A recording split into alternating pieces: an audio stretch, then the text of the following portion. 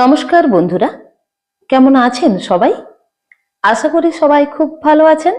আমি সর্বাণী, আমার বই পড়ুন বইকে ভালোবাসুন চ্যানেলে সকল শ্রোতা বন্ধুদের আমন্ত্রণ জানাই। আজ আমি আপনাদের পড়ে শোনাবো লেখক বিভূতিভূষণ বন্দ্যোপাধ্যায়ের লেখা তারানাথ তান্ত্রিকের দ্বিতীয় গল্প মধুসুন্দরী দেবীর আবির্ভাব। শুনতে থাকুন মধুসুন্দরী দেবীর আবির্ভাব। তারানাথ তান্ত্রিকের প্রথম গল্প আপনারা শুনিয়াছেন কিছুদিন আগে। হয়তো অনেকেই বিশ্বাস করেন নাই, সুতরাং তাহার দ্বিতীয় গল্পটি যে বিশ্বাস করিবেন এমন আশা করিতে পারি না। কিন্তু এই দ্বিতীয় গল্পটি এমন অদ্ভুত যে সেটি আপনাদের শুনাইবার লোভ সম্বরণ করা আমার পক্ষে দুঃসাধ্য। জগতে কি ঘটে না ঘটে তাহার কতটুকুই বা আমরা খবর রাখি। অতএব এই গল্পটি শুনিয়া যান এবং সম্পূর্ণ অসত্য বলিয়া ডিসমিস করিবার পূর্বে মহাকবির ওই বহুবার উদ্ধৃত সর্বজন পরিচিত অথচ গভীর উক্তিটি স্মরণ করিবেন, এই আমার অনুরোধ। তবে যিনি প্রত্যক্ষ দৃষ্ট এই স্থূল জগতের বাহিরে অন্য কোনো সূক্ষ্ম জগৎ কিংবা ভূতপ্রেত কিংবা অন্য কোনো অশরীরী জীব কিংবা অপদেবতায় আদৌ বিশ্বাসবান নহেন, তিনি এই গল্প না হয় নাই পড়িলেন। ভূমিকা রাখিয়া এখন গল্পটা বলি। সেদিন হাতে কোনো কাজকর্ম ছিল না। সন্ধ্যার পূর্বে মাঠ হইতে ফুটবল খেলা দেখিয়া ধর্মতলা দিয়া ফিরিতেছিলাম। মোহনবাগান হারিয়ে যাওয়াতে মনও প্রফুল্ল ছিল না। কি আর করি, ধর্মতলা মোড়ের কাছেই মঠ লেনে তারানাথ জ্যোতিষীর বাড়ি গেলাম। তারানাথ একাই ছিলেন। আমায় বলিলেন, এসো হে এসো, দেখা নেই বহুকাল, কি ব্যাপার? কিছুক্ষণ গল্প গুজবের পরে উঠিতে যাইতেছি, এমন সময়ে ঘোর বৃষ্টি নামিলে। তারানাথ আমায় এ অবস্থায় উঠিতে দিল না। আমি দেখিলাম বৃষ্টি হঠাৎ থামিবে না। তারানাথের বৈঠকখানে বসিয়া আমরা দুজন। বৃষ্টির সময় মনে কেমন এক ধরনের নির্জনতার ভাব আসে। বৃষ্টি না থাকিলে মনে হয় শহর শুদ্ধ লোক বুঝি আমার ঘরে আসিয়া ভিড় করিবে। কেহ না আসিলেও মনের ভাব এইরূপ থাকে। কিন্তু বৃষ্টি নামিলে মনে হয় এ বৃষ্টি মাথায় করিয়া কেহই আসিবে না। সুতরাং আমার ঘরে আমি একা। তারানাথের ঘরে বসিয়াও সেদিন মনে হইল আমরা দুজন ছাড়া সারা কলিকাতা শহরে যেন কোথাও কোনো লোক নাই। সুতরাং মনের ভাব বদলাইয়া গেল। এদিকে সন্ধ্যাও নামিল। জীবনের অদ্ভুত ধরনের অভিজ্ঞতার কাহিনী বলিবার ও শুনিবার প্রবৃত্তি উভয়েরই জাগিল।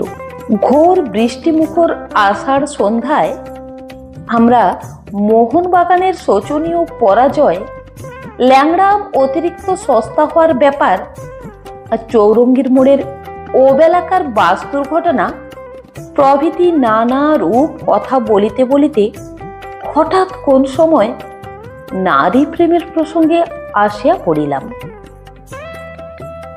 তারানাথ বেশ বড় জ্যোতিষী ও তান্ত্রিক হইলেও সুখদেব যে নয় বা কোনো কালে ছিল না, এ কথা পূর্বের গল্পটিতেই বলিয়াছি। আশা করি তাহা আপনারা ভোলেন নাই। নারীর সঙ্গে সে যে বহু মেলামেশা করিয়াছে এ কথা বলাই বাহুল্য। সুতরাং তাহার মুখ হইতেই এ বিষয়ে কিছু রসালো অভিজ্ঞতার কথা শুনিব, এইরূপ আশা করা আমার পক্ষে সম্পূর্ণ স্বাভাবিকই ছিল। কিন্তু তাহার পরিবর্তে সে এ সম্বন্ধে যে অসাধারণ ধরনের অভিজ্ঞতার কাহিনীটি বর্ণনা করিল, তাহার জন্য সত্যই বলিতেছি আদৌ প্রস্তুত ছিলাম না।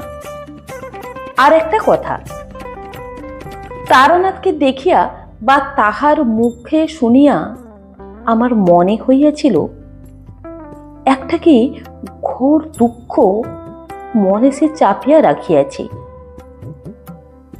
অনেকবার তন্ত্রশাস্ত্রের কথাবার্তা বলিতে গিয়া যেন কি একটা বলি বলি করিয়াও বলে নাই। আজ বুঝিলাম তারানাথের তান্ত্রিক জীবনের অনেক কাহিনী সে আমার কাছে কেন কাহারও কাছে বলে নাই। হয়তো সেগুলি ঠিক বলিবার কথাও নহে, কারণ সে কথা বলা তাহার পক্ষে কষ্টকর স্মৃতির পুনরুদ্বোধন করা মাত্র। তাছাড়া আমার মনে হয় লোককে সেসব গল্প বিশ্বাস করানো শক্ত। বলিলাম, জ্যোতিষী মশাইয়ের এ সম্বন্ধে অভিজ্ঞতা নিশ্চয়ই আছে অনেক, কি বলেন? তারানাথ বলিল, অভিজ্ঞতা একটাই আছে, এবং সেটা বড় মারাত্মক রকমের অদ্ভুত। প্রেম কাকে বলে বুঝেছিলাম সেবার, এখন কিন্তু সেটা স্বপ্ন বলে মনে হয়। শোনো তবে। আমি বাধা দিয়া বলিলাম, কোনো ট্র্যাজেডি গল্প বলবেন না। প্রথমে প্রেম হলো একটি মেয়ের সঙ্গে, সে মারা গেল, এই তো ঢের শুনেছি। তারানাথ হাসিয়া বলিল, ঢের শোনোনি, শোনো, কিন্তু বিশ্বাস যদি না করো তাও আমায় বলবে। এরকম গল্প বানিয়ে বলতে পারলে একজন গল্প লেখক হয়ে যেতুম হে। দু একজন নিতান্ত অন্তরঙ্গ বন্ধু ছাড়া এ কথা কারো কাছে বলিনি। ঠিক এই সময় বাড়ির ভিতর হইতে তারানাথের বড় মেয়ে চারু ওরফে চারি 2 পেয়ালা গরম চা ও 2খানি করিয়া পরোটা ও আলু ভাজা আনিল। চারি 10 বছরের মেয়ে, তারানাথের মতোই গায়ের রং বেশ উজ্জ্বল, মুখ চোখ মন্দ নয়। আমায় বলিল, কাকা বাবু, লেসের কাপড়ের ছবিটা আনলেন না? চারির কাছে কথা দিয়া রাখিয়াছিলাম, ধর্মতলার দোকান হইতে তাহার উল বোনার জন্য একটা ছবির ও প্যাটার্নের নকশা কিনিয়া দিব। বলিলাম, আজ ফুটবলের ভিড় ছিল, কাল এনে দেব ঠিক।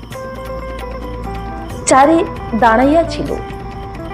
তারানাথ বলিল, যা তুই চলে যা, 2টো পান নিয়ে আয়।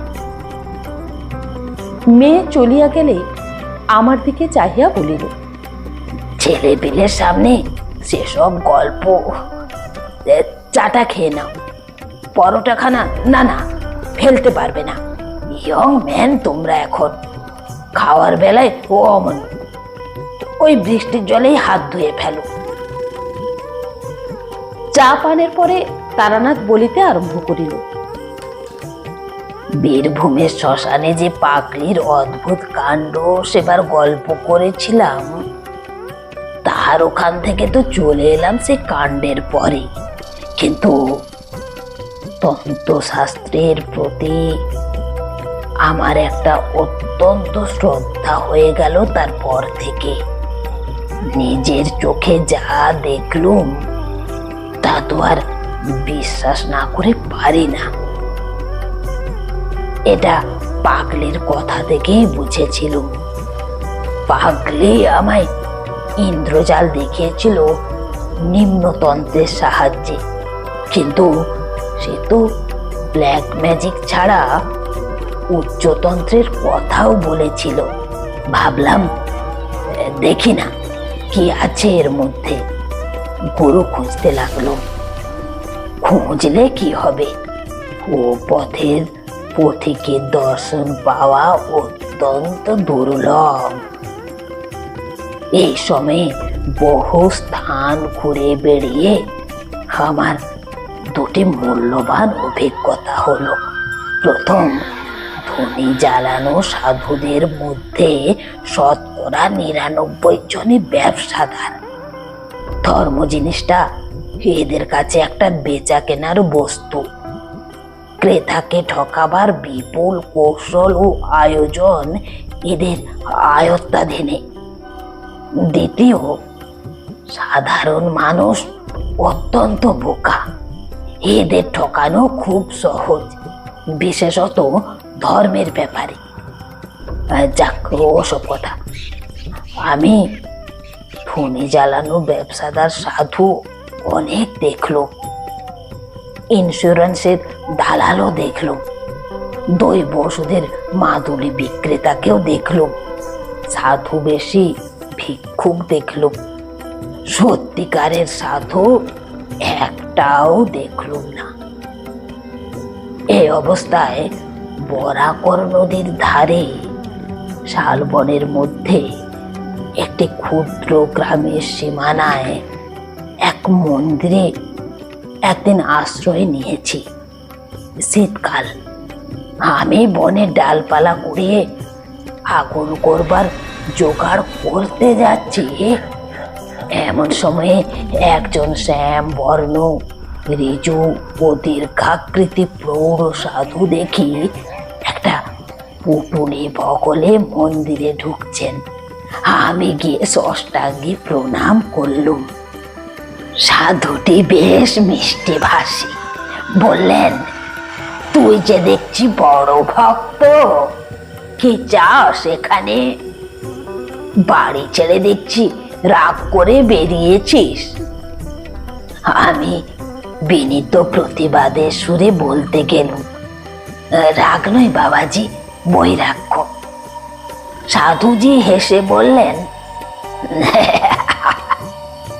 যে কথাটি পাগলিও বলেছিল, ও হে ছোকরা, সাধু হব বললেই তো আর হওয়া যায় না। তোর মধ্যে ভোগের বাসনা এখনো পুরো মাত্রায় রয়েছে। সংসার ধর্ম করগে যা। মন্দির থেকে কিছু দূরে ছাতিম গাছের তলায় সাধুর পঞ্চমন্দির আসন, 5টি নরমুণ্ড পেতে তৈরি। সাধু রাত্রে সেখানে নির্জনে সাধনা করেন, তাও দেখলো। মনে ভারী শ্রদ্ধা হলো। সংকল্প করলুম, এই মহাপুরুষকে ছেড়ে কোথাও যাচ্ছি না এবার। কিছুদিন লেগে রইলুম তার পিছনে। তার হোমের কাঠ ভেঙে এনে দেই। 3 মাইল দূরের কুসুমবনি বলে গ্রাম থেকে তার চাল ডাল কিনে আনি। গ্রামের সকল লোকের মুখে শুনলুম সাধুটি বড় একজন তান্ত্রিক। অনেক অদ্ভুত ক্রিয়াকলাপ তার জানা আছে।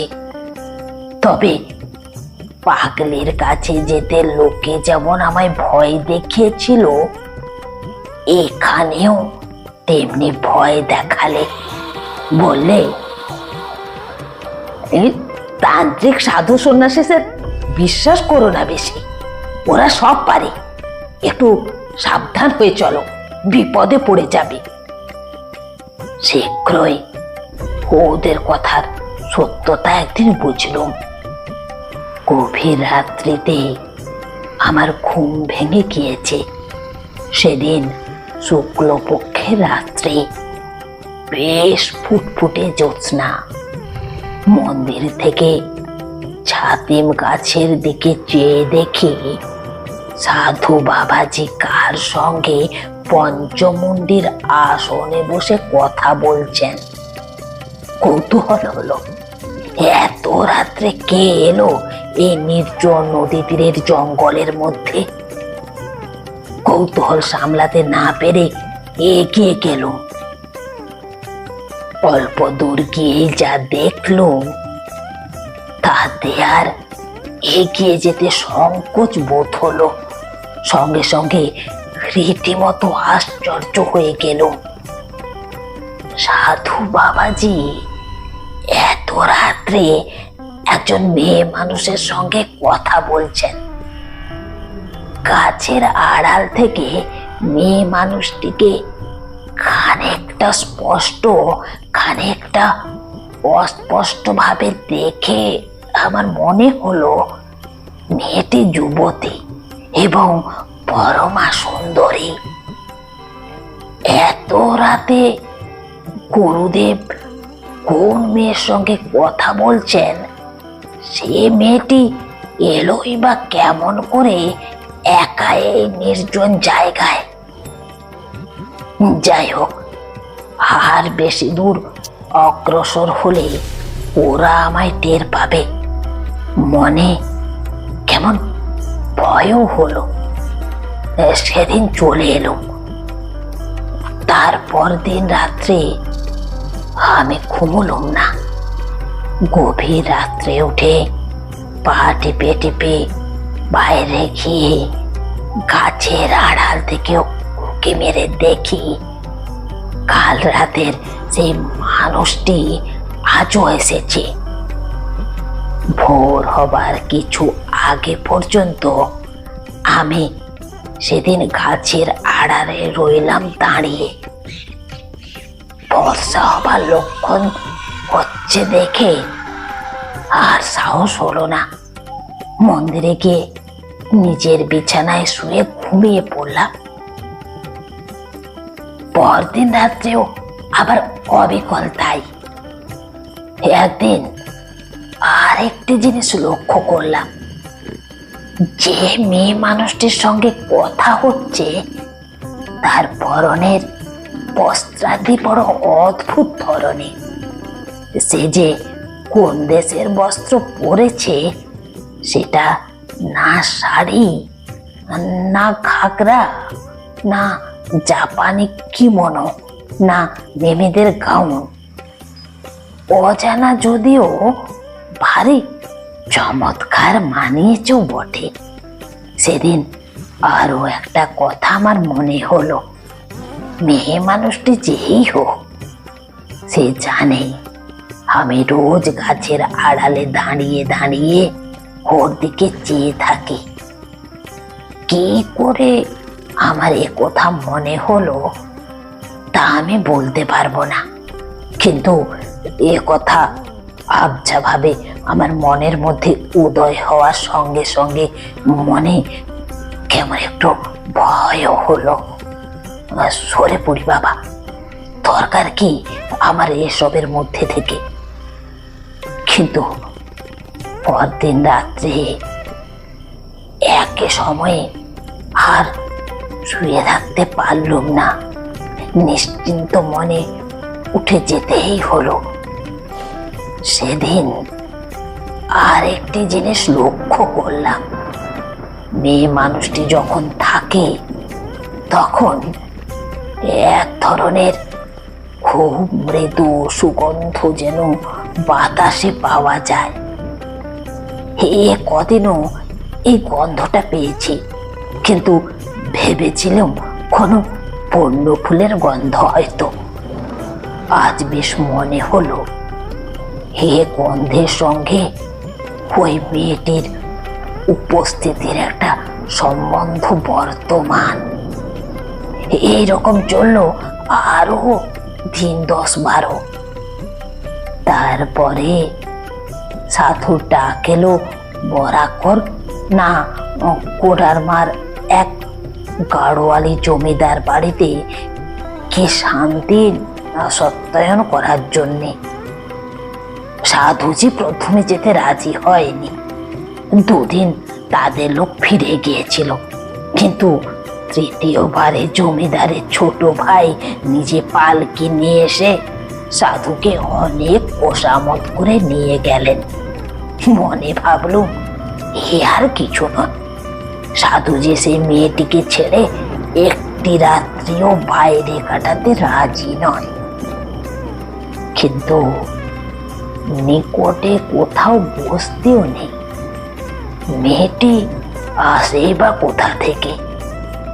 আর সাধারণ সাঁওতাল বা বিহারি মেয়ে নয়।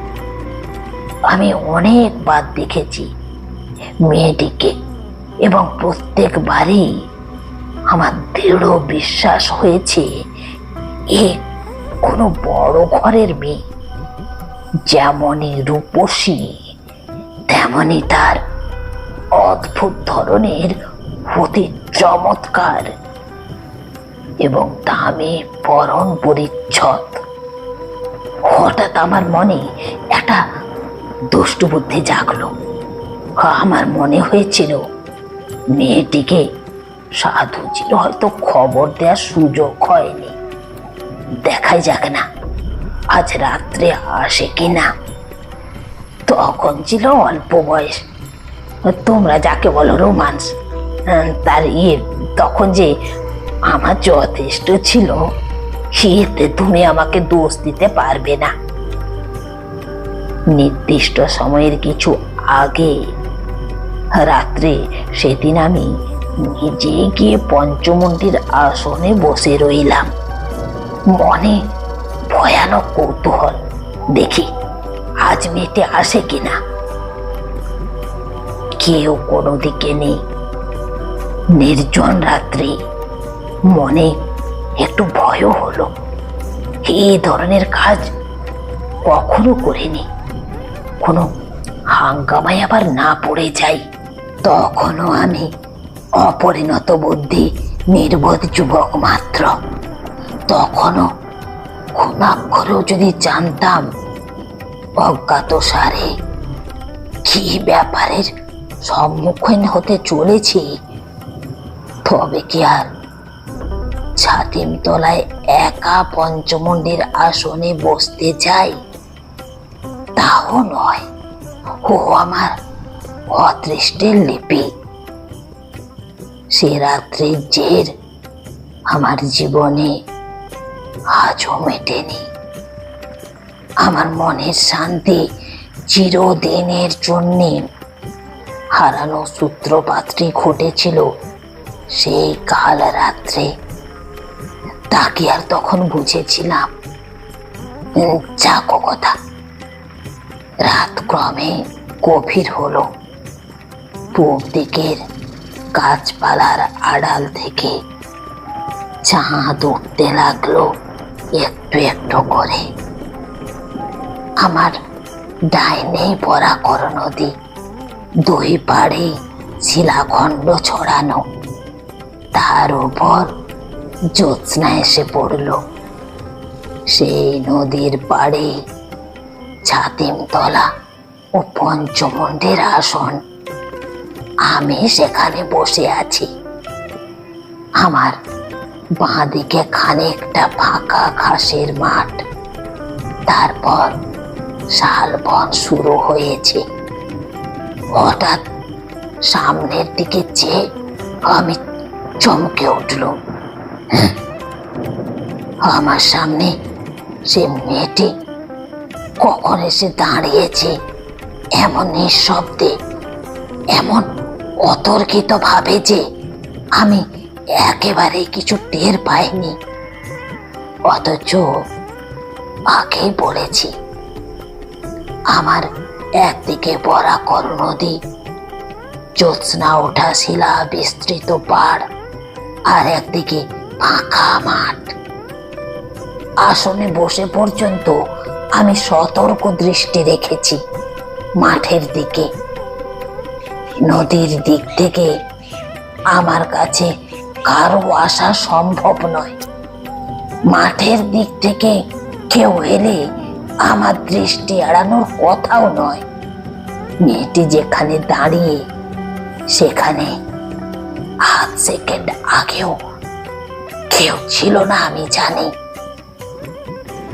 8 সেকেন্ড পরেই সেখানে জল জ্যান্ত একটি রূপসী মেয়ের আবির্ভাব আমার কাছে সম্পূর্ণ ইন্দ্রজালের মতো ঠেকলো বলে আমি চমকে উঠলাম। সঙ্গে সঙ্গে সেই মৃদু মধুর সুগন্ধ আমার সারা দেহ মন অবশ আচ্ছন্ন হয়ে উঠল। আমার জ্ঞান বোধহয় ছিল। তারপর আর 1 সেকেন্ড, তারপরে কি ঘটলো আমি আর কিছুই জানি না। যখন আমার আবার জ্ঞান ফিরে এলো তখন ভোর হয়ে গিয়েছে। উঠে দেখি সারা রাত সেই পঞ্চমুণ্ডির আসনে আমি অজ্ঞান হয়েছিলাম। নৈশ শীতল বায়ুতে বাইরে সারা রাত পড়ে থাকার দরুন গায়ে ব্যথা হয়েছে, গলা ভার হয়েছে। উঠে ধীরে ধীরে মন্দিরে চলে এলাম। এসে আবার শুয়ে পড়লাম। আমার মনে হলো আমার জ্বর হবে, শরীর এত খারাপ। পরদিন সারাদিন কিছু না খেয়ে শুয়েই রইলাম। আর কেবলই কাল রাত্রের কথাটা ভাবি, মেয়েটিকে কি করে অমন নিঃশব্দে অতর্কিতে ওখানে এলো? এ তো একেবারে অসম্ভব। অসামান্য রূপসী যে মেয়েটি অজ্ঞান হবার পূর্বে ওই কয়েক সেকেন্ডের মধ্যেই তা আমি দেখে নিয়েছিল। আমি অজ্ঞান হয়ে পড়লামই বা কেন? এর তো কোনো যুক্তিসঙ্গত কারণ খুঁজে পেলাম না। অথচ সেই কথা নিয়ে মনের মধ্যে তোলপাড় করাও সারাদিন আমার খুঁজল না। বিকেলের দিকে সাধু বাবাজি খাড়োয়ালি জমিদার বাড়ি থেকে ফিরলেন। আমার জন্যে লাড্ডু, কচুরি, একটা মোটা সুতির চাদর এনেছেন। তার নিজের জন্য জমিদার বাড়ি থেকে ভালো একখানা পশমি আলোয়ান দিয়েছে। আমায় বললেন, শুয়ে কেন, ওঠো, জিনিসগুলো রেখে দাও। অতি কষ্টে উঠে সাধুর হাত থেকে পুটুলিটা নিলাম। তিনি আমার দিকে চেয়ে বললেন, কি হয়েছে, অসুখ বিসুখ নাকি? কিছু জবাব দিলাম না। সাধু স্নান করতে গেলেন এবং এসে জমিদার বাড়ির কাণ্ড কিরকম তারই সবিস্তার বর্ণনা করতে লাগলেন। আমায় বললেন, তোমার কি হয়েছে বলো তো? অমন মন মরা ভাব কেন? বাড়ির জন্য মন কেমন করছে বুঝি? বলেছি তো বাবা, তোমরা ছেলে ছোকরা এ পথে কি নামলে নামা যায় রে বাপু, বড় কঠিন পথ। সেই রাত্রে আমার খুব জ্বর এলো। কতদিন ঠিক জানি না, অজ্ঞান অচৈতন্য রইল। জ্ঞান হলেই দেখতুম সাধু শিয়রে বসে আছেন। বোধহয় তারই সেবা যত্নে এবং দয়ায় সেবার ক্রমে সেরে উঠলাম। সেরে উঠে একদিন গাছতলায় বসেছি দুপুরের পরে। সাধু বললেন, ছেলে ছোকরা কিনা কি কাণ্ডটা পাথিয়ে বসেছিলে বাপু, এবার তো বাঁচতেই না, অতি কষ্টে বাঁচাতে হয়েছে। আচ্ছা বাপু, পঞ্চমুণ্ডির আসনে কি জন্য গিয়েছিলে সেদিন রাত্রে?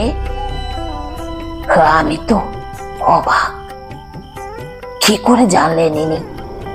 আমি তো কোনো কথাই বলিনি। হঠাৎ আমার সন্দেহ হলো সেই অদ্ভুত মেয়েটি নিশ্চয়ই সাধুর সঙ্গে দেখা হয়েছিল। সেই বলেছে। আমাকে চুপ করে থাকতে দেখে বললেন, ভাবছো আমি কি করে জানলাম না? আরে বাপু, কতটুকুই বা তোমরা বোঝো আর কতটুকুই বা তোমাদের জানো। তোমাদের দেখে দয়া হয়। ভয়ে ভয়ে বললাম, আপনি জানলেন কি করে? সাধু হেসে বললেন, আরে পাগল, তুমি তো জ্বরের ঘরে বলেছিলে ওইসব কথা, নইলে জানবো কি করে? যাক, প্রাণে বেঁচে গিয়েছো, এই ঢের। আর কখনো অমন পাগলামি করতে যেও না। আমি চুপ করে রইলাম।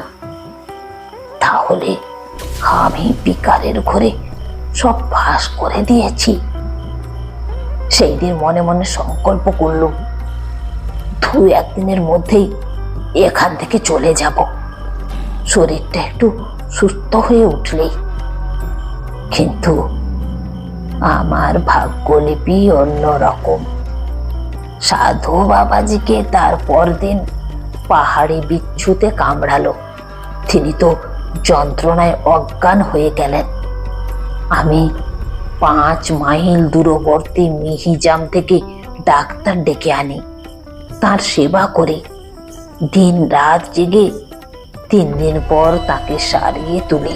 10 পরে আমি একদিন বললাম, সাধুজি, আমি আর চলে যেতে চাই।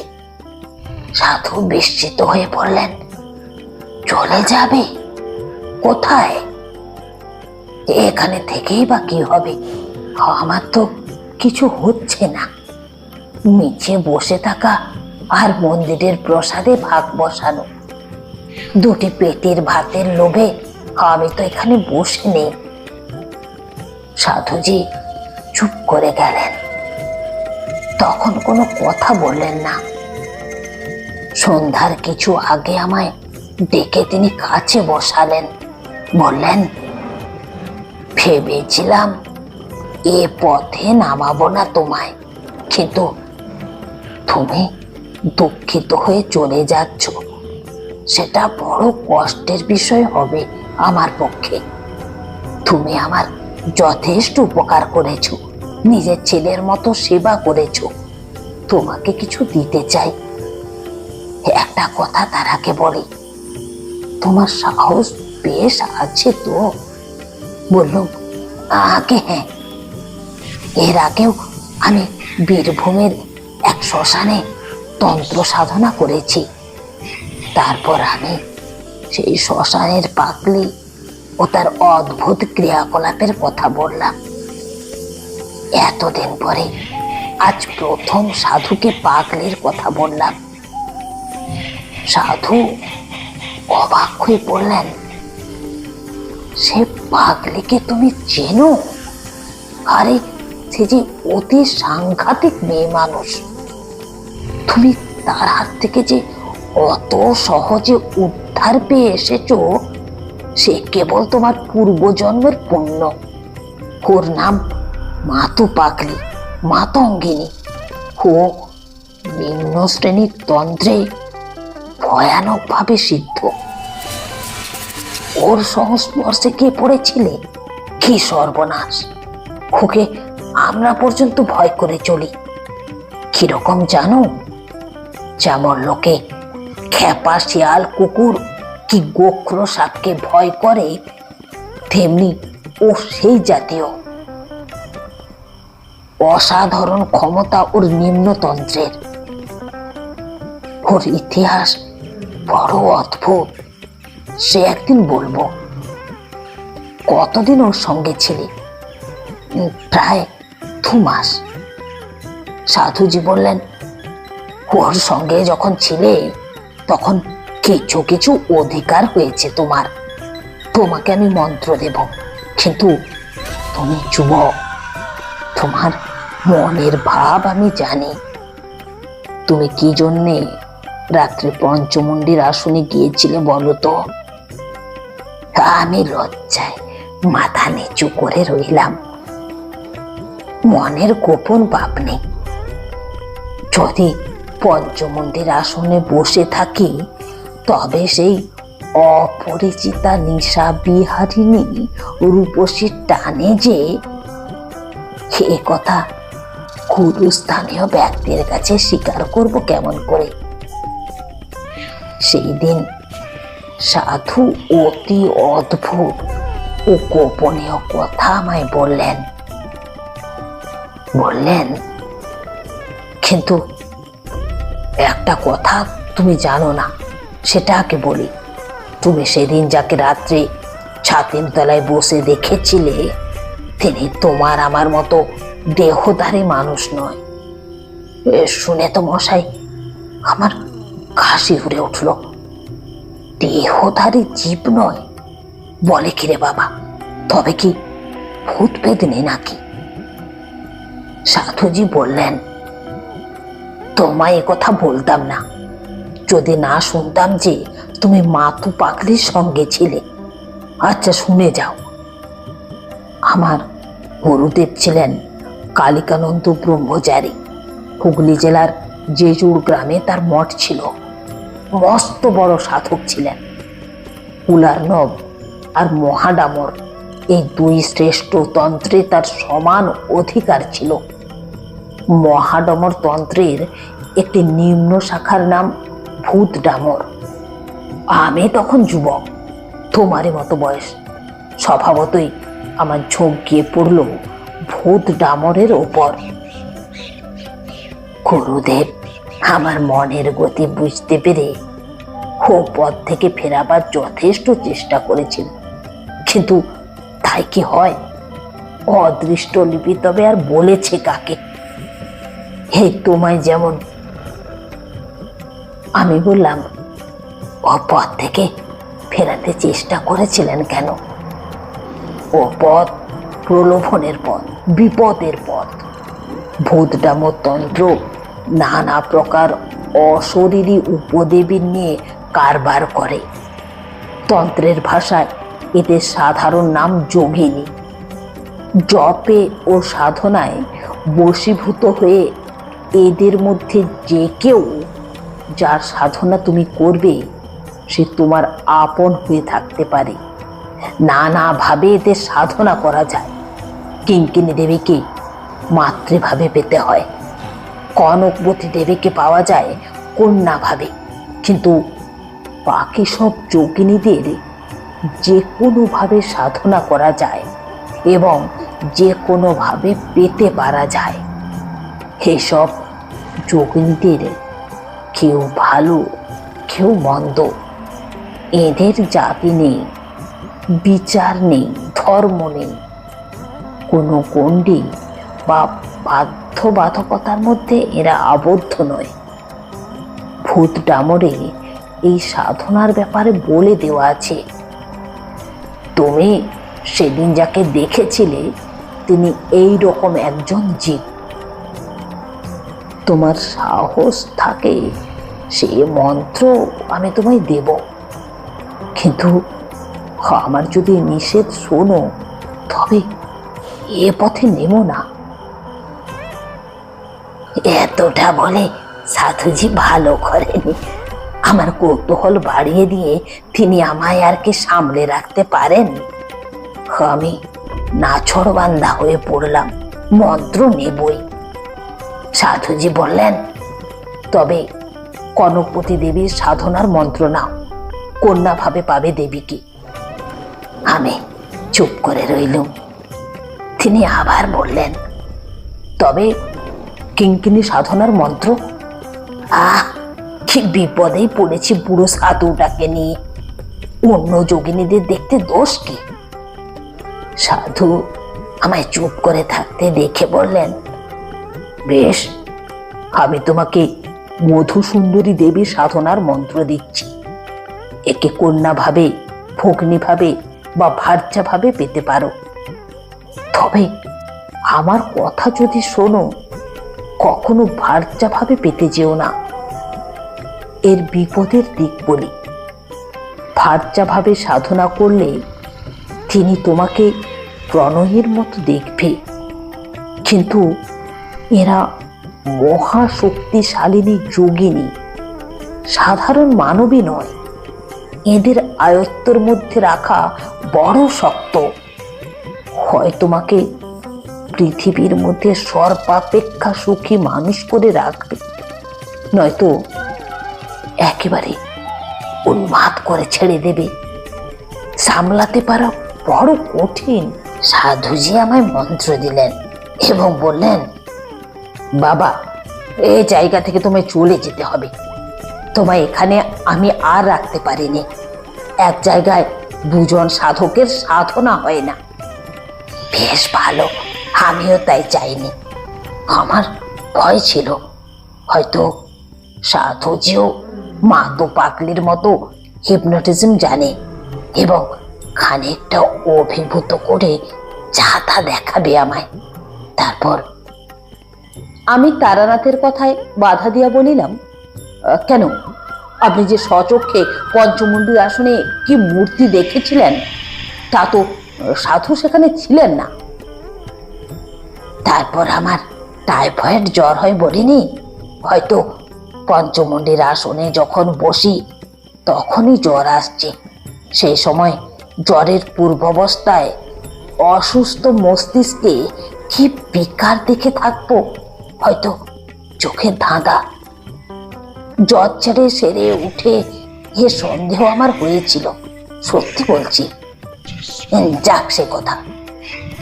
তারপর সেখান থেকে চলে গেলাম বরাকর নদীর ধারে আর একটা নির্জন জায়গায়। ওখান থেকে 5-6 মাইল দূরে একটা গ্রাম ছিল। কিছু দূরে থাকতাম গ্রামের বারোয়ারি ঘরে। গ্রামের লোকে যে যা দিত তাই খেতাম, আর সন্ধ্যার পরে নদীর ধারে নির্জনে বসে মন্ত্র জপ করতাম। এই রকমে 1 মাস গেল কেটে, 2 মাস গেল, 3 মাস গেল, কিছুই দেখিনি। মন্ত্রের উপর বিশ্বাস ক্রমেই যেন কমে যাচ্ছে। তবুও মনকে বোঝালাম। 6 মাস পরে পূর্ণাহুতি ও হোম করার নিয়ম বলে দিয়েছিল সাধুজি। তার আগে কিছুই হবে না। 6 মাসও পূর্ণ হলো। সাধুজি যেমন বলে দিয়েছিল ঠিক সেই সব নিয়ম পালন করলাম। বরাকর নদীর তীরে বসে ভাত ও পোড়া মাছের নৈবেদ্য দিলাম। ডুমুরের সমাধি দিয়ে বালির উপর হোম করে ওম টং থং রিং হং খং মধু সৌন্দর্যই নমঃ এই মন্ত্রে আহুতি দিলাম। জাতি ফুলের মালা নিতান্ত দরকার। কত দূর থেকে খুঁজে জাতি ফুলের মালা এনেছিলাম। তার মালা ও চন্দন আলাদা কলার পাতায় রেখে দেবীর উদ্দেশ্যে নিবেদন করে ধ্যানে বসলাম। সারা রাত কেটে গেল। বললাম, কিছু দেখলেন? কাকস্য পরিবেদনা। ঘি, চন্দন, মিষ্টি কিনতে কেবল কতগুলো পয়সা শ্রাদ্ধ হয়ে গেল। ধ্যান, জপ, হোমে কিছু ফল ফুলল না। রাগ করে টান মেরে সব নৈবেদ্য ফেলে দিলুম নদীর জলে। বেটা সাধু বিষম ঠকিয়েছে। কোনো বেটার কোনো ক্ষমতা নেই। যেমন মাতু পাকলি তেমনি সাধু। তন্ত্র সব বাজে। খানিকটা হিপনোটিজম জানে, তার বলে মূর্খ গ্রাম্য লোককে ঠকিয়ে খায়। এইসব ভাবি বটে। জবটা কিন্তু ছাড়তে পারিনি। অভ্যেস মতো করেই যাই। ওটা যেন একটা পদ অভ্যেসে দাঁড়িয়ে গিয়েছিল। এইভাবে আরো মাস 4-5 কেটে গেল।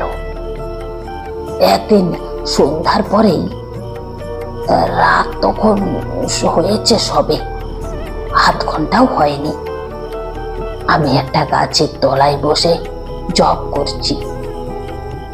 অন্ধকার হলেও খুব ঘন হয়নি তখনও। হঠাৎ তীব্র কস্তুরীর গন্ধ অনুভব করলাম বাতাসে। বেশ মন দিয়ে শুনে যাও, এক বর্ণ মিথ্যে বলিনি। যা যা হলো একটার পর একটা বলছি, মন দিয়ে শোনো। কস্তুরীর গন্ধটা যখন সেকেন্ড 4-5 পেয়েছি, তখন আমার সেদিকে মন গেল। ভাবলাম, হে দেখছি অবিকল কস্তুরীর গন্ধ। বাহ, পাহাড়ে জঙ্গলে কত সুন্দর অজানা বনফুলি আছে। তারপরে আমার মনে হলো আমার পেছনে, অর্থাৎ যে গাছটার তলায় বসেছিলাম তার মুড়ির আড়ালে কে একজন এসে দাঁড়িয়েছে। আমি পেছন থেকে দেখতে পাচ্ছি না বটে, কিন্তু অনেক সময় লোকের উপস্থিতি চোখে না দেখেও এভাবে ধরা যায়। আমার সমস্ত ইন্দ্রিয় তখন যেন অতিমাত্রায় সজাগ ও সতর্ক হয়ে উঠেছে। বাতাস যেন বন্ধ হয়ে গেল। সমস্ত শরীর দিয়ে যেন গরম আগুনের হলকা বেরোচ্ছে মনে হলো। আবার অজ্ঞান হয়ে যাব নাকি ভয় হলো মনে। ঠিক সেই সময়ে আমার সামনে দেখলাম একটি মেয়ে দাঁড়িয়ে। হাফ সেকেন্ড আগেও তিনি সেখানে ছিলেন না। ঠিক সেই পঞ্চমুণ্ডির আসনে বসা রাত্রেই সেই অভিজ্ঞতার পুনরাবৃত্তি। কিন্তু এবার মনে মনে দৃঢ় সংকল্প করলাম, জ্ঞান হারাবো না কখনোই। মেয়েটি দেখি ঈষৎ ভ্রুকুটির সঙ্গে আমার দিকে চেয়ে রয়েছে। জিজ্ঞাসা করিলাম, নিজের চোখে এমনই এক মূর্তি দেখলেন আপনি? আমার কথার মধ্যে হয়তো একটু অবিশ্বাসের গন্ধ পাইয়া তারানাথ উগ্র প্রতিবাদের সুরে বলিল, নিজের চোখে? সুস্থ শরীরে বিশ্বাস করো আর না করো সে আলাদা কথা, কিন্তু যা দেখেছি তাকে মিথ্যা বলতে পারবো না। কিরকম দেখলেন? কেমন চেহারা? ভারী রূপসী যদি বলে কিছুই বলা হলো না। মধুসুন্দরী দেবীর ধ্যানে আছে। উদ্যত ভানু প্রতিকাশা বিদ্যুৎ পুঞ্জ নিভাসতে, নীলাম্বর পরিধানা মতিবিহল লোচনা, নানা অলঙ্কার সৌভাগ্যা কস্তুরী গন্ধ মোদিতা, কমলাঙ্গী স্মেরো মুখিং পিনতুঙ্গ পয়োধরা। অবিকল সেই মূর্তি। তখন বুঝলাম দেবীর ধ্যান মন গড়া কথা নয়। সাধুকে প্রত্যক্ষ না করলে এমন বর্ণনা দেওয়া যায় না। আপনি কোনো কথা বললেন? কথা? আমার চেতনা তখন লোপ পাবার মতো হয়েছে, তো কথা বলছি। পাগল তুমি? সে তেজ সহ্য করা আমার কর্ম। সাধারণ মানবের মতো তার কোনো জায়গাই নয়। ওই যে বলেছে মদ বিহল লোচনা। ওরে বাবা, সে চোখের কি ভাব! ত্রিভুবন জয় হয় সেই চোখের চাহনিতে। আমি অধীর হইয়া বলিলাম, বর্ণনা রাখুন, কি কথা হলো বলুন। কথাবার্তা যা হয়েছিল সব বলার দরকার নেই। ওটের ওপর সেই থেকে মধুসুন্দরী দেবী প্রতি রাত্রে আমায় দেখা দিতেন। নদী তীরের সেই নির্জন জায়গায় তাকে চেয়েছিলাম প্রিয়া রূপে। বলাই বাহুল্য, সাধুর কথা কে শোনে। তখন শীতকাল, বরাকর নদীর জল কম হয়েছে অনেক। জলের ধারে জলজ লিলি গাছ শুকিয়ে হলদে হয়ে এসেছে। আগে যেখানে জল ছিল সেখানে বালির ওপর অভ্রকোনা জ্যোৎস্না রাত্রে চকচক করে। বরাকর নদীর দুপারের শালবন পাতা ছড়িয়ে দিচ্ছে। আকাশ রোজ নীল। রাত্রে শুক্লপক্ষের জ্যোৎস্নার বড় মনোরম শোভা। সে সময় থেকে 3টি মাস দেবী প্রতি রাত্রে দেখা দিতেন। সত্যিকারের বাঁচা বেঁচেছিলাম ওই 3 মাস। এসব কথা বলা এখন আমার পক্ষে বেদনাদায়ক, কত বেদনাদায়ক তুমি জানো না। আমার জীবনের যা সর্বশ্রেষ্ঠ আনন্দ তা পেয়েছিলাম ওই 3 মাসে। দেবী বটে, মানুষের সাধ্য নেই অমন ভালোবাসা, অমন নিবিড় বন্ধুত্ব দান করা। সে এক স্বর্গীয় দান। সে তুমি বুঝবে না, তোমায় কি বোঝাবো? তুমি আমায় অবিশ্বাস করবে, মিথ্যেবাদী না হয় পাগল ভাববে। হয়তো ভাবছ এতক্ষণ। তুমি কেন? আমার স্ত্রী আমার কথা বিশ্বাস করে না, বলে আমায় তান্ত্রিক সাধু পাগল করে দিয়েছিল গুণ জ্ঞান করে। কিন্তু সেই সুখের প্রকৃতি ভীষণ তেজস্কর মদিরার মতো। আমাকে তার নেশা দিনে দিনে কেমন যেন অপ্রকৃতিস্থ করে দিতে লাগলো। কিছু ভালো লাগে না, কেবল মনে হয় কখন সন্ধ্যা নামবে বরাকর নদীর শালবনে, কখন দেবী মধু সুন্দরী নায়িকার বেশে আসবেন। সারা রাত্রি কোথা দিয়ে কেটে যাবে স্বপ্নের মতো, নেশার ঘোরের মতো। আকাশ নক্ষত্র ঠিক বিদিকের জ্ঞান লুপ্ত হয়ে যাবে কয়েক প্রহরের জন্যে। কয়েক প্রহরের জন্যে সময় স্থির হয়ে নিশ্চুপ হয়ে স্থাণুর মতো অচল হয়ে থেমে থাকবে বরাকর নদী তীরের বন প্রাঙ্গণে। একদিন ঘটল বিপদ। একটি সাঁওতালি মেয়ে রোজ নদীর ঘাটে জল নিতে আসে। সুঠাম তার দেহের গঠন, নিকট বস্তিতেই তার বাড়ি। অনেক দিন থেকে তাকে দেখছি, সেও আমায় দেখছে। সেদিন সে জল নিয়ে ফিরে যাচ্ছে। আমায় তাদের বাঁকা বাংলায় বললে, ছেলে হয়ে মরে যায়, তার মাদুলি আছে তোমার কাছে সাধু বাবা? এমন ভাবে করুণ সুরে বললে আমার মনে দয়া হলো। মাদুলি দিতে জানি এ কথা বলিনি, তবে তার সঙ্গে কিছুক্ষণ গল্প করেছিলাম। তারপর সে চলে গেল।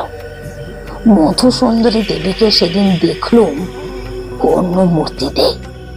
কি ভ্রুকুটি কুটিল দৃষ্টি, কি ভীষণ মুখের ভাব। সে মুখের ভাব তুমি কল্পনা করতে পারবে না। চন্ডিকা দেবীর রস কটাক্ষে যেমন ললজিহা করালেনি প্রচণ্ডা কাল ভৈরবীর মূর্তি সৃষ্টি করেছিল, এও যেন ঠিক তাই। সেদিন বুঝলাম আমি যার সঙ্গে মেলামেশা করি সে মানুষ নয়, মানুষের পর্যায়ে সে পড়ে না। মানবে রাগ যতই করেও সে করালিনী হয় না, পিশাচি হয় না, মানবেই থেকে যায়। ভীষণ প্রতিগন্ধে সেদিন শালবন ভরে গেল। প্রতিদিনের মতো কস্তুরীর সুবাস কোথায় গেল মিলিয়ে। তারপর এলেন মধু সুন্দরী দেবী। দেখেই মনে হলো এরা দেবীও বটে, বিদেহী পিশাচিও বটে। এদের ধর্মাধর্ম নেই, এরা সব পারে। যে হাতে নায়িকার মতো ফুলের মালা গাঁথে, সে হাতে বিনা দ্বিধায় বিনা অনুশোচনায় নিমেষে ধ্বংস করতে অভ্যস্ত। আমার ভীষণ ভয় হলো। পিশাচি মধু সুন্দরী তা বুঝে বললে, ভয় কিসের? বলল, ভয় কই, তুমি রাগ করেছো কেন? খল খল অট্টহাস্যে নির্জন অন্ধকার ভরে গেল। আমি শিউরে উঠলাম।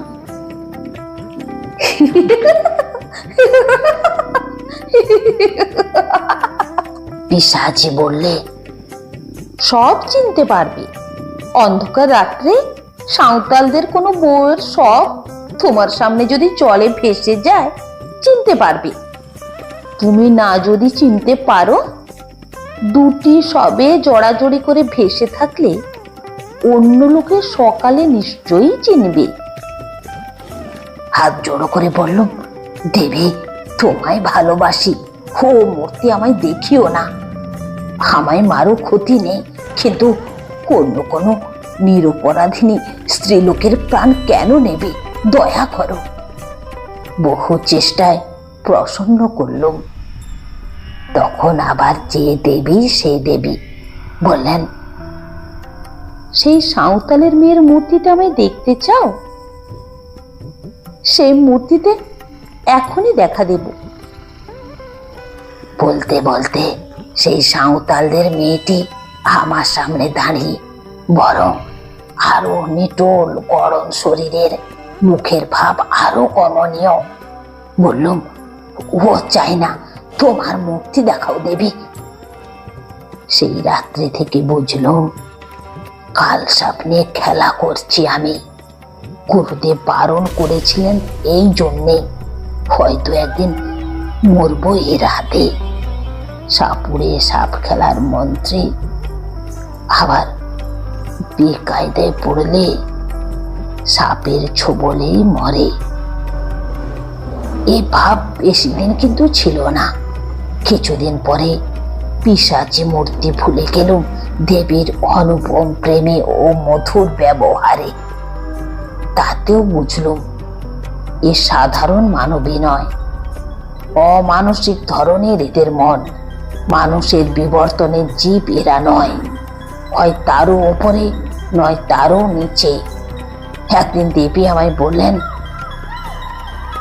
আরো কিছুদিন যাক, তোমায় বহু দূরে নিয়ে যাব। কোথায়? সে বলবো না এখন। কত দূরে? কোন দিকে? এত দূরে, এমন দিকে যা তুমি ধারণাও করতে পারবে না।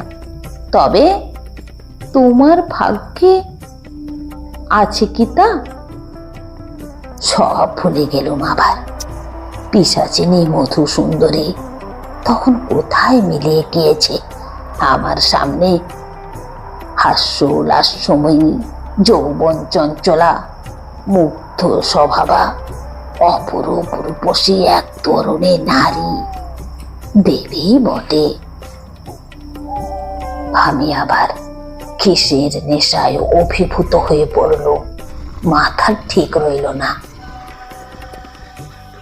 একদিন বললেন, বিপদ আসছে তোমার, তৈরি হও। কি বিপদ? তা বলবো না। প্রাণ সংশয়ের বিপদ? তা বলবো না। তুমি অভয় দিলে বিপদ কিসের? আমি ঠেকাতে পারবো না, কেউ ঠেকাতে পারবে না। যা আসছে তা আসবেই। কথা কেটে গেল শিগগির। খুব বেশি দেরি হয়নি। 3 মাস পরে আমার বাড়ি থেকে লোকজন সন্ধানে সন্ধানে সেখানে গিয়ে হাজির। গ্রামের লোক তাদের বলেছে কে একজন পাগল, বোধহয় বাঙালি হবে, অল্প বয়স, বরাকর নদীর ধারে শালবনে সন্ধ্যাবেলা বসে থাকে আর আপন মনে বিড় বিড় করে বকে। আমায় এই অবস্থায় গাঁয়ের অনেকেই নাকি দেখেছে। তাই শুনে বাড়ির লোক আমায় গিয়ে খুঁজে বার করলে। ছেঁড়া ময়লা কাপড় পরনে, মাথায় চট, গায়ে ঘুরে উঠেছে। এই অবস্থায় নাকি আমায় ধরে। বাড়ি ধরে আনবার জন্যে টানাটানি। আমি কিছুতেই আসবো না, ওরাও ছাড়বে না। তখন সত্যি জ্ঞান নেই, সত্যি আমি ক্ষিপ্ত, উন্মাদ। ওরা হয়তো আমায় আনতেই পারতো না, কিন্তু যে দেবীকে পেয়েছিলাম প্রণয়িনী রূপে, তিনি নিরুৎসাহ করলেন। কিরকম? ওরা ধরে নিয়ে গিয়ে নিকটবর্তী গ্রামের একটি গোয়াল ঘরে আমায় বেঁধে রেখেছিল। গভীর রাত্রে বাঁধন ছিঁড়ে ওদের হাত থেকে লুকিয়ে পালিয়ে সেই একটি রাত মধুসুন্দরী দেবীর সঙ্গে দেখা করেছিলাম। দেবীকে বললাম, আমি নদী তীরে তীর্থস্থান ছেড়ে কোথাও যাব না। তিনি নিষ্ঠুর হাসি হেসে বললেন, যেতেই হবে, এই আমার অদৃষ্ট লিপি। অদৃষ্টের বিরুদ্ধে তিনি অত বড় শক্তিশালী যোগিনী হয়েও যেতে পারেন না। তিনি জানেন এই রাতের পরে জীবনে তার সঙ্গে আর কখনো দেখা হবে না। আগে থেকে বলে তৈরি করে রাখতে চেয়েছিলেন। এই জন্যে দেবী ত্রিকালজ্ঞা তাকে জিজ্ঞেস করেনি কি করে তিনি কথা জানলেন। হলো তাই। বাড়ি আসার পরে সবাই বললে কে কি খাইয়ে পাগল করে দিয়েছে। দিন কতেক উন্মাদের চিকিৎসা চলল। বছর খানেক পরে আমার বিয়ে দেওয়া হলো। সেই থেকে আমি সংসারী। আমি জিজ্ঞাসা করিলাম, আর কখনো মন্ত্র জপ করে তাকে আহ্বান করেননি কেন? বাপরে, এ কি ছেলে খেলা! মারা যাব শেষে। অন্য নারী জীবনে এলে তিনি দেখা দেবেন সে চেষ্টাও কখনো করিনি। সে কত কাল হয়ে গেল, সে কি আজকের কথা? আচ্ছা, এখন আর তাকে দেখতে ইচ্ছা হয় না? বৃদ্ধ তারানাথ উৎসাহে উত্তেজনায় বালিশ বুকে দিয়ে খাড়া হইয়া উঠিয়া বসিল। ইচ্ছা হয় না কে বলেছে? বললুম তো, ওই 3 মাসই বেঁচে ছিলাম। দেবী এসেছিলেন মানসী হয়ে। এদিকে সরৈশ্বর্যশালিনী শক্তিরূপিণী যোগিনী, তেজে কাছে ঘেঁষা যায় না, অথচ কি মানবী হয়ে যেতেন যখন ধরা দিতেন আমায়। প্রিয়ার মতো আসতেন কাছে, অমনি মিষ্টি, অমনি ঠোঁট ফুলিয়ে মাঝে মাঝে অভিমান। বরাকর নদীর ধারের শালবন রাত্রির পর রাত্রি তার মধুর হাসিতে জ্যোৎস্নার মতো উজ্জ্বল হয়ে উঠত। এমনই কত রাত ধরে এক এক সময় ভ্রম হতো তিনি সত্যি মানুষই হবেন। বিদায় নিয়ে যাবার সেই রাত্রিতে বললেন, নদী তীরের এই 3 মাসের জীবন আমিও কি ভুলবো ভেবেছ? আমাদের পক্ষেও সুলভ এ নয়। ভেবো না আমরাও খুব সুখী। আমাদের মতো সঙ্গী হারা, বন্ধু হারা জীব কোথায় আছে? প্রেমের কাঙাল আমরাও। কত দিন পরে একজন মানুষে আমাদের সত্যিকার চাওয়া যায়। তার জন্যে আমাদের মন সর্বদা তৃষিত হয়ে থাকে, কিন্তু তাই বলে নিজেকে সহজলভ্য করতে পারিনি। আগ্রহ করে চেনা চায় তার কাছে যাইনি। সে আমার প্রেমের মূল্য দেবে না, নিজেও আনন্দ পাবে না। যা কিনা পাওয়া যায় বহু চেয়ে পাওয়ার পরে। কিন্তু আমাদের অদৃষ্ট লিপি কোথাও চিরদিন থাকতে পারেনি। কি না কি ঘটে যায়, ছেড়ে চলে যেতে হয় অনিচ্ছা সত্ত্বেও। কজন আমাদের ডাকে, কজন বিশ্বাস করে। সুখী ভেবো না আমাকে। বলিলাম, এত যদি সুখের ব্যাপার, তবে আপনি ভয়ঙ্কর বলেছিলেন কেন আগে? ব্যাপার ভয়ঙ্কর এই জন্যে যে আমার সারা জীবনটা মাটি হয়ে গেল ওই 3 মাসের সুখ ভোগে। কোনো দিকে মন দিতে পারিনি। মধ্যে তো দিন কত উন্মাদ হয়ে গিয়েছিলাম বিয়ের পরে। তারপর সেরে সামলে উঠে জ্যোতিষের ব্যবসা আরম্ভ করে যা হয় একরকম সেও দেবীর দয়া। তিনি বলেছিলেন জীবনে কখনো কর্ণ কষ্টে আমায় পড়তে হবে না। পড়তে কখনো হয়নি, কিন্তু হতে কি আর আনন্দ দেয় জীবনে? তারানাথ গল্প শেষ করিয়া বাড়ির ভিতরে যাইবার জন্য উঠিল।